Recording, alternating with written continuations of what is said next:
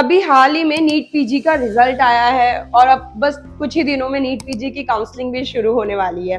तो मेरे काफी सारे जूनियर्स के मैसेजेस आने लग गए हैं, कॉल्स आने लग गए हैं। वो पूछते हैं कि अरे यार बॉस बताइए कि ऑब्स गायनी ब्रांच कैसी है, रेजिडेंसी में कैसे होती है, फिर बाद में आप मार्केट में आते हो तो फिर कैसा वर्क लाइफ बैलेंस कैसा रहता है। तो चलिए मैं बताती हूँ। सबसे जो मोस्ट कॉमन जो डाउट होता है वो ये होता है कि ऑब्स गायनी में लाइफ बहुत हैक्टिक होती है, रेजिडेंसी बहुत हैक्टिक होती है। तो जी हाँ, ये तो बिल्कुल है।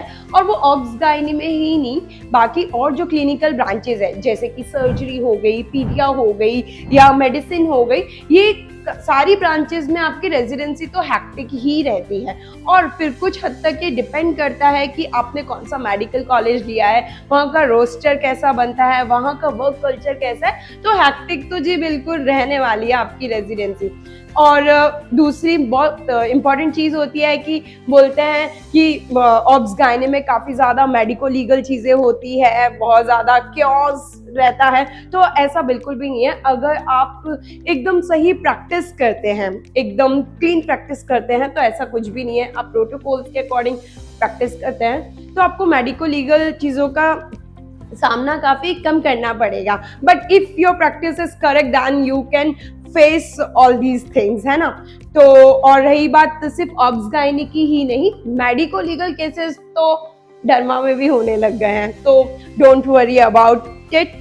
सो एंड में मैं आप लोगों को यही बोलूंगी कि if you really love obs gynae branch, जिसमें आपको पेशेंट देखना बहुत अच्छा लगता है, आप बहुत एम्पैथेटिक हो वुमेन की हेल्थ को लेके, और आपको अच्छा लगता है डिलीवरीज करवाना, और सबसे खास चीज इसके अंदर ये है ऑब्स गायनी में कि at the same time you get a chance to practice medicine also and you get a chance to do surgeries also, all like pelvic surgeries.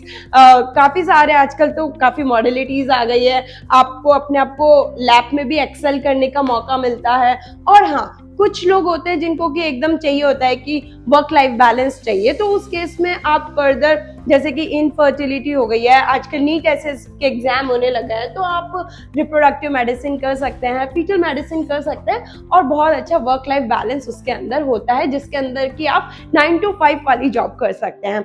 So at the end, if you really love obs gynae branch, then go for it. इन सब लफड़ों में मत पड़ो कि इसमें ये risk है, उसमें वो रिस्क है। जस्ट गो फॉर इट, और इसके अंदर काफी अच्छे स्कोप है। Thank you.